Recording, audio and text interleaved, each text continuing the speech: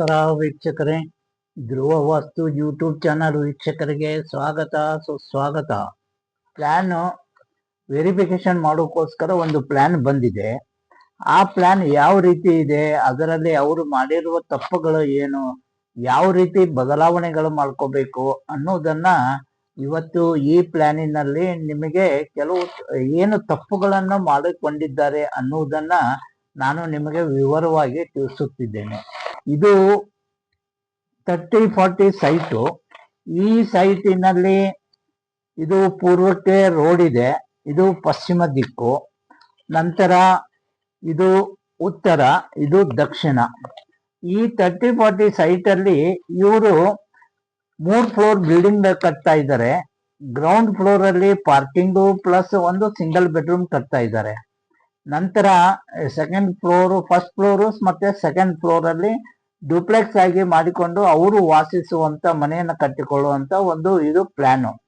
ಈ ಪ್ಲಾನಿನಲ್ಲಿ ಇವರು ಏನ್ ಮಾಡಿದ್ದಾರೆ ಅಂದ್ರೆ, ಪೂರ್ವ ದಿಕ್ಕಿಗೆ ರೋಡ್ ಇರುವುದರಿಂದ ಈ ಕಡೆಗೆ ಇಲ್ಲಿ ಗೇಟ್ ಅನ್ನ ಬಿಟ್ಟುಕೊಂಡಿದ್ದಾರೆ. ಇದು ಪೂರ್ವ ಈಶಾನ್ಯ ದಿಕ್ಕಿನಲ್ಲಿ ಇಲ್ಲಿಂದ ಎಂಟ್ರಿ ಆಗಿಬಿಟ್ಟು ಇದನ್ನ ಪಾರ್ಕಿಂಗ್ ಮಾಡ್ಕೊಂಡಿದ್ದಾರೆ. ಈ ಸ್ಥಾನದಲ್ಲಿ ಇವರು ಪೂರ್ವ ಆಗ್ನೇಯದಲ್ಲಿ ಸ್ಟೇರ್ಕೇಸ್ ಕೊಟ್ಟಿದ್ದಾರೆ.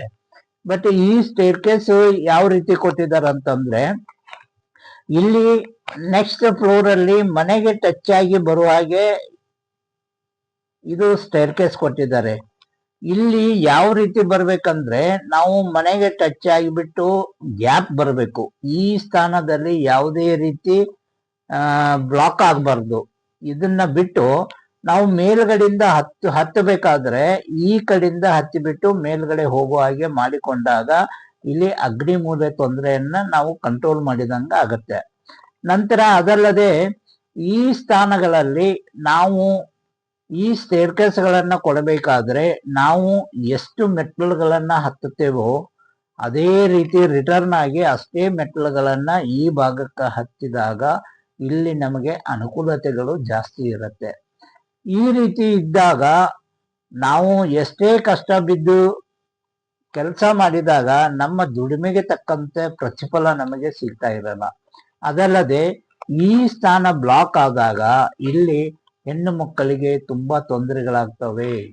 ಹೊಟ್ಟೆಗೆ ಸಂಬಂಧಪಟ್ಟಂತ ಸಮಸ್ಯೆಗಳು ತುಂಬಾ ಆಗುವುದರಿಂದ ಈ ಭಾಗದಲ್ಲಿ ಕೆಳಗಡೆಗೆ ನಾವು ಮನೆ ಸುತ್ತು ಹಾಕುವ ಹಾಗೆ ಈ ಭಾಗವನ್ನ ನಾವು ಇಲ್ಲಿ ಓಡಾಡ್ಲಿಕ್ಕೆ ಬರುವ ಹಾಗೆ ಗ್ಯಾಪ್ ಬಿಡಬೇಕು. ಅದಲ್ಲದೆ ಇದು ಟೋಟಲ್ ಏರಿಯಾದಲ್ಲಿ ಈ ಸ್ಥಾನದಲ್ಲಿ ಇಲ್ಲಿ ಸಿಂಗಲ್ ಬೆಡ್ರೂಮ್ ಮಾಡಿದ್ದಾರೆ. ಇಲ್ಲಿ ಈಶಾನ್ಯದಲ್ಲಿ ಎಂಟ್ರಿ ಕೊಟ್ಟಿದ್ದಾರೆ. ಓಕೆ. ನಂತರ ಈ ಟಾಯ್ಲೆಟ್ ಕೂಡ ವಾಯವ್ಯ ದಿಕ್ಕಿಗೆ ಬರುತ್ತೆ. ನಾವು ಟೋಟಲ್ ಈ ಏರಿಯಾವನ್ನ ತೆಗೆದುಕೊಂಡಾಗ ವಾಯವ್ಯ ದಿಕ್ಕಿನಲ್ಲಿ ಟಾಯ್ಲೆಟ್ ಬಾತ್ರೂಮ್ ಬರುತ್ತೆ. ಇದು ಓಕೆ. ಅದಲ್ಲದೆ ಇಲ್ಲಿ ಹಾಲ್ ಕೂಡ ಮಾಡಿದ್ದಾರೆ. ಇದು ಕೂಡ ಏನು ಪ್ರಾಬ್ಲಮ್ ಇಲ್ಲ. ಬಟ್ ಏನಂದ್ರೆ ಈ ಸ್ಥಾನದಲ್ಲಿ ನೈಋತ್ಯ ಭಾಗದಲ್ಲಿ ಬೆಡ್ರೂಮ್ ಕೊಟ್ಟಿದ್ದಾರೆ. ಬಟ್ ಇಲ್ಲಿ ಸಿಂಗಲ್ ಬೆಡ್ರೂಮ್ ಕೊಟ್ಟಿದಾಗ ಇವರು ಡುಪ್ಲೆಕ್ಸ್ ಮೇಲ್ಗಡೆ ಯುಟಿಲೈಸ್ ಮಾಡೋದ್ರಿಂದ ಈ ಟೋಟಲ್ 30-40 ನಾವು ಸೈಟ್ ಅನ್ನು ತಗೊಂಡು ಸುತ್ತಲೂ ಜಾಗ ಬಿಟ್ಟು ತಗೊಂಡಾಗ ಈ ಸ್ಥಾನವನ್ನು ಕಿಚನದಲ್ಲಿ ಮಾಡಿದ್ದಾರೆ. ಈ ಸ್ಥಾನವು ನೈಋತ್ಯ ದಿಕ್ಕಿಗೆ ಬರುವುದರಿಂದ ಈ ಸ್ಥಾನ ನೈಋತ್ಯ ದಿಕ್ಕಿನಲ್ಲಿ ಯಾವುದೇ ಕಾರಣಕ್ಕೂ ಕಿಚನ್ ಬರಬಾರದು, ಬೆಂಕಿ ಉರಿಬಾರದು. ಈ ಸ್ಥಾನ ಪೃಥ್ವಿ ತತ್ವ ಇರುವುದರಿಂದ ಈ ಸ್ಥಾನದಲ್ಲಿ ಬೆಂಕಿಯನ್ನ ಉರಿಸಬಾರದು. ಅದಲ್ಲದೆ ಈ ಸ್ಥಾನದಲ್ಲಿ ಏನಾದರೂ ಅಡಿಗೆ ಮನೆ ಬಂದಾಗ ಈ ಮನೆಯಲ್ಲಿ ಸುಮಾರು ತೊಂದರೆಗಳೆಲ್ಲನೂ ಅನುಭವಿಸಬೇಕಾಗತ್ತೆ. ಆನಂತರ ಈ ಮನೆಯಲ್ಲಿ ಸಂಸಾರದಲ್ಲಿ ನೆಮ್ಮದಿ ಅನ್ನೋದು ಸಿಗ್ತಾ ಇರುವುದಿಲ್ಲ, ಎತ್ತಗಳು ಸರಿಯಾಗಿ ಉಳಿತಾ ಇರುವುದಿಲ್ಲ.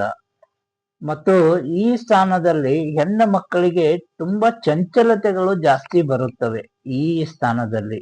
ಆನಂತರ ಹೆಣ್ಣು ಮಕ್ಕಳು ತಾವೇ ಮೇಲನ್ನುವಂಥದ್ದು ಒಂದು ಡಾಮಿನೇಟಿಂಗ್ ಕೂಡ ಜಾಸ್ತಿ ಇರುತ್ತೆ ಈ ಸ್ಥಾನದಲ್ಲಿ.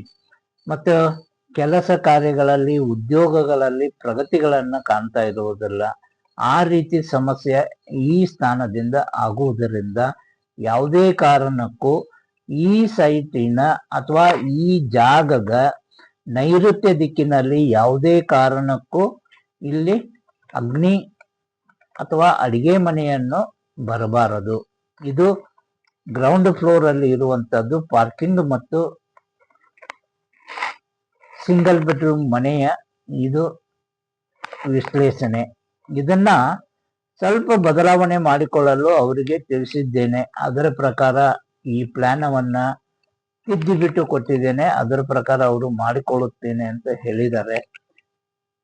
ಮತ್ತು ಇದು ನೆಕ್ಸ್ಟ್ ಫ್ಲೋರ್ ಅಲ್ಲಿ ಅಂದ್ರೆ ಫಸ್ಟ್ ಫ್ಲೋರ್ ಅಲ್ಲಿ ಇದನ್ನ ಯಾವ ರೀತಿ ಅವರು ಮಾಡಿಕೊಂಡಿದ್ದಾರೆ ಅನ್ನೋದನ್ನ ಇಲ್ಲಿ ತೋರಿಸ್ತೇನೆ. ವೀಕ್ಷಕರೇ, ಇದು ಮೊದಲನೇ ಫ್ಲೋರು.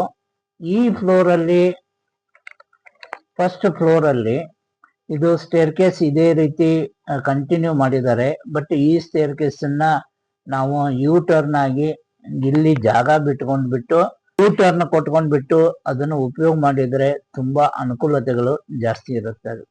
ಅದಲ್ಲದೆ ಈ ಫಸ್ಟ್ ಫ್ಲೋರ್ ಅಲ್ಲಿ ಇವರು ಇಲ್ಲಿ ಈಶಾನ್ಯ ದಿಕ್ಕಿನಲ್ಲಿ ಪೂಜಾ ಮನೆ ಕೊಟ್ಟಿರುವುದರಿಂದ ಇಲ್ಲಿ ಮೊದಲನೇ ಸಂತಾನಕ್ಕೆ ತುಂಬಾ ಸಮಸ್ಯೆಗಳು ಉದ್ಭವ ಆಗುವಂತದ್ದು. ಈಶಾನ್ಯ ಮೂಲೆಯಲ್ಲಿ ಯಾವುದೇ ಕಾರಣಕ್ಕೂ ಪೂಜಾ ಮನೆ ಬರಬಾರದು. ಈ ಪೂಜಾ ಮನೆಗಳು ಬಂದಾಗ ಈ ಮನೆ ಯಜಮಾನರಾಯ್ತು ಅಥವಾ ಮೊದಲನೇ ಸಂತಾನ ಆಯ್ತು ತುಂಬಾ ತೊಂದರೆಗಳನ್ನ ಇಲ್ಲಿ ಅನುಭವಿಸುತ್ತಾರೆ.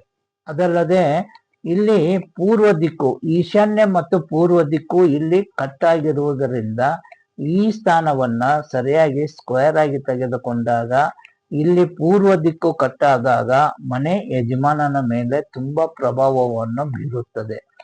ಹೀಗಾಗಿ ಯಾವುದೇ ಕಾರಣಕ್ಕೂ ಪೂರ್ವ ದಿಕ್ಕು ಇಲ್ಲಿ ಕಟಿಂಗ್ ಆಗದೆ ಇರುವ ರೀತಿಯಿಂದ ತೆಗೆದುಕೊಂಡು ಇದನ್ನ ಸ್ಕ್ವೇರ್ ಆಗಿ ಕವರ್ ಮಾಡಿಕೊಂಡಾಗ ಅವರಿಗೆ ಅನುಕೂಲತೆಗಳು ಹೆಚ್ಚಿಗೆ ಆಗುತ್ತವೆ.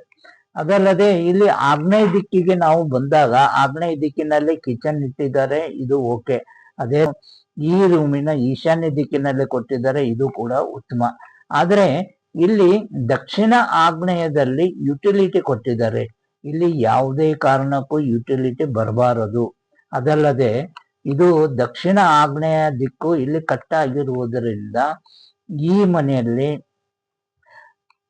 ಹೆಣ್ಣು ಮಕ್ಕಳಿಗೆ ಜಾಸ್ತಿ ಅಧಿಕಾರವನ್ನು ಅನುಭವಿಸುವಂತದ್ದು ಎರಡನೇ ಸಂತಾನದ ಮೇಲೆ ತುಂಬಾ ಪ್ರಭಾವವನ್ನು ಬೀರುತ್ತದೆ.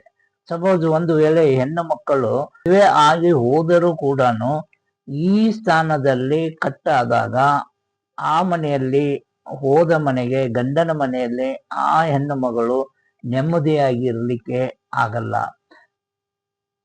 ತವರು ಮನೆಯ ಮೇಲೆ ಡಿಪೆಂಡ್ ಆಗುವಂತ ಪರಿಸ್ಥಿತಿ ಕೂಡ ಉದ್ಭವ ಆಗುವಂಥದ್ದು. ಹೀಗಾಗಿ ಸ್ಥಾನ ಯಾವುದೇ ರೀತಿ ಇದು ಕಟ್ ಆಗಬಾರ್ದು, ಇದನ್ನ ಸ್ಕ್ವೇರ್ ಆಗಿ ಕವರ್ ಮಾಡಬೇಕು. ಮತ್ತು ಅದಲ್ಲದೆ ಈ ಸ್ಥಾನದಲ್ಲಿ ಇವರು ಕೆಳಗಡೆಗೆ ಸ್ಟೇರ್ ಕೇಸ್ ಕೊಟ್ಟಿದ್ದಾರೆ. ಇಲ್ಲಿಂದ ಹತ್ತಿ ಬಂದು ಈ ರೀತಿಯಾಗಿ ಮೇಲ್ಗಡೆಗೆ ಹೋಗುವಂತದ್ದು. ಇದು ಸ್ಟೇರ್ ಕೇಸ್ ಕೂಡ ರಾಂಗ್ ಇರೋದರಿಂದ ಇದನ್ನ ತಿದ್ದುಪಡಿ ಮಾಡಿಕೊಳ್ಳಿಕ್ಕೆ ಹೇಳಿದ್ದೀನಿ ಯಾವ ರೀತಿ ಅಂತ. ಅದನ್ನು ಮಾಡಿಕೊಳ್ಳಲು ಒಪ್ಪಿದ್ದಾರೆ. ವೀಕ್ಷಕರೇ, ಅದೇ ರೀತಿಯಾಗಿ ಇಲ್ಲಿ ಯಾವುದೇ ಕಾರಣಕ್ಕೂ ಆಗ್ನೇಯ ಮೂಲೆಯಲ್ಲಿ ನೀರು ಬೀಳದೆ ಇರುವ ಹಾಗೆ ನೋಡಿಕೊಂಡಷ್ಟು ತುಂಬಾ ಉತ್ತಮ.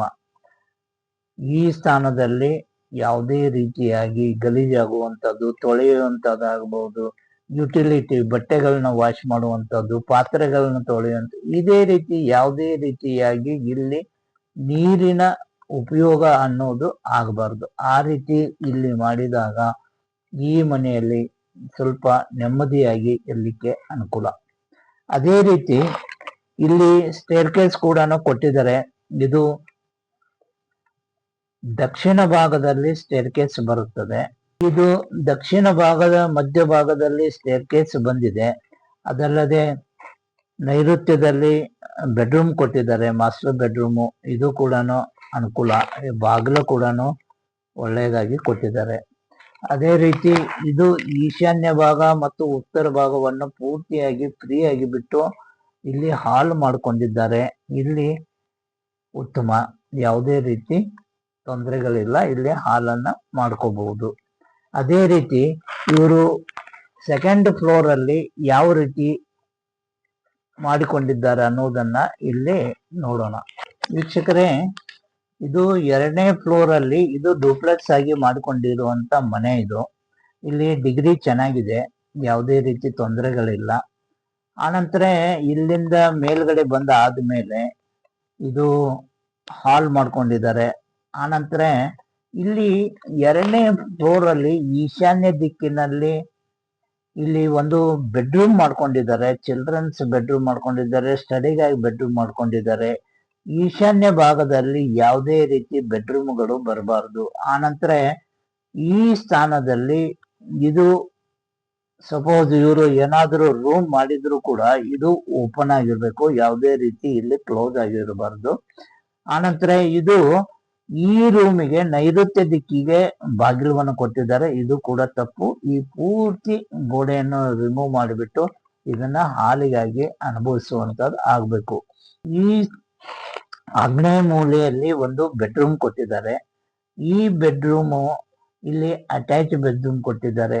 ಆದಷ್ಟು ಅಟ್ಯಾಚ್ ಬೆಡ್ರೂಮ್ಗಳನ್ನ ಅವಾಯ್ಡ್ ಮಾಡಿಬಿಟ್ಟು ಮನೆಗೆ ಒಂದು ಫ್ಲೋರ್ಗೆ ಒಂದೇ ರೀತಿ ಅನ್ನೋ ಹಾಗೆ ನಾವು ಕಾಮನ್ ಟಾಯ್ಲೆಟ್ ಬಾತ್ರೂಮ್ ಮಾಡಿಕೊಂಡಾಗ ಅಲ್ಲಿ ಅನುಕೂಲತೆಗಳು ಹೆಚ್ಚಿಗೆ ಇರುತ್ತೆ. ನಾವು ಪ್ರತಿ ರೂಮಿಗೆ ಒಂದೊಂದು ಟಾಯ್ಲೆಟ್ ಬಾತ್ರೂಮ್ ಮಾಡ್ಕೊಂಡಾಗ ಋಣಾತ್ಮಕ ಶಕ್ತಿಗಳು ಹೆಚ್ಚಿಗೆ ಫ್ಲೋ ಆಗುತ್ತಾ ಇರುವಂತದ್ದು ಅಥವಾ ಉತ್ಪನ್ನ ಆಗ್ತಾ ಇರುವಂತದ್ದು ಈ ಟಾಯ್ಲೆಟ್ ಬಾತ್ರೂಮ್ಗಳಿಂದ ಇರುವುದರಿಂದ ಈ ಮನೆಯಲ್ಲಿ ಅನಾರೋಗ್ಯ ಸಮಸ್ಯೆಗಳು, ಹಣಕಾಸಿನ ಸಮಸ್ಯೆಗಳಾಗುವಂತದ್ದು, ಹೆಣ್ಣು ಮಕ್ಕಳಿಗೆ ತೊಂದರೆ ಆಗುವಂತದ್ದು, ತುಂಬಾ ಕೋಪಿಸ್ತರಾಗುವಂತದ್ದು, ಈ ರೀತಿ ಎಲ್ಲಾನು ಈ ಸ್ಥಾನದಿಂದ ಆಗುವುದರಿಂದ ಆದಷ್ಟು ಅಟ್ಯಾಚ್ ಬಾತ್ರೂಮ್ ಅನ್ನ ಅಲ್ಲಗಳೆದು ಇದನ್ನ ಕಾಮನ್ ಟಾಯ್ಲೆಟ್ ಬಾತ್ರೂಮ್ ಮಾಡಿಕೊಂಡ್ರೆ ತುಂಬಾ ಉತ್ತಮ. ಆನಂತರ ಇಲ್ಲಿ ಮಾಸ್ಟರ್ ಬೆಡ್ರೂಮ್ ಕೊಟ್ಟಿದ್ದಾರೆ, ಇದು ಯಾವುದೇ ರೀತಿ ತೊಂದರೆ ಇಲ್ಲ, ಇದು ಕೂಡ ಅನುಕೂಲತೆಗಳು ಇದೆ. ಆನಂತರ ಇಲ್ಲಿ ಟಾಯ್ಲೆಟ್ ಬಾತ್ರೂಮ್ ಕೊಟ್ಟಿದ್ದಾರೆ, ಇದು ವಾಯವ್ಯ ದಿಕ್ಕಿನಲ್ಲಿ ಬರುವುದರಿಂದ. ಬಟ್ ಇಲ್ಲಿ ಏನಂತಂದ್ರೆ ಇಲ್ಲಿ ಮಧ್ಯಭಾಗ ಬಾಗಿಲು ಕೊಟ್ಟಿದ್ದಾರೆ, ಇಲ್ಲಿ ಅಡೆತಡೆ ಬರುವುದರಿಂದ ಈ ಕಡೆಗಾದ್ರೂ ಕೊಡಬಹುದು ಅಥವಾ ಈ ಕಡೆಗಾದ್ರೂ ಕೊನೆಗೆ ಕೊಟ್ಟು ಈ ಕಡೆಗೆ ಓಪನ್ ಮಾಡಿಕೊಂಡು ಇಟ್ಕೊಂಡಾಗ ಇವರಿಗೆ ಇದಕ್ಕೆ ತುಂಬಾ ಅನುಕೂಲತೆಗಳು ಆಗುತ್ತದೆ. ವೀಕ್ಷಕರೇ, ಇದು ಡೂಪ್ಲೆಕ್ಸ್ ಪ್ಲಾನ್.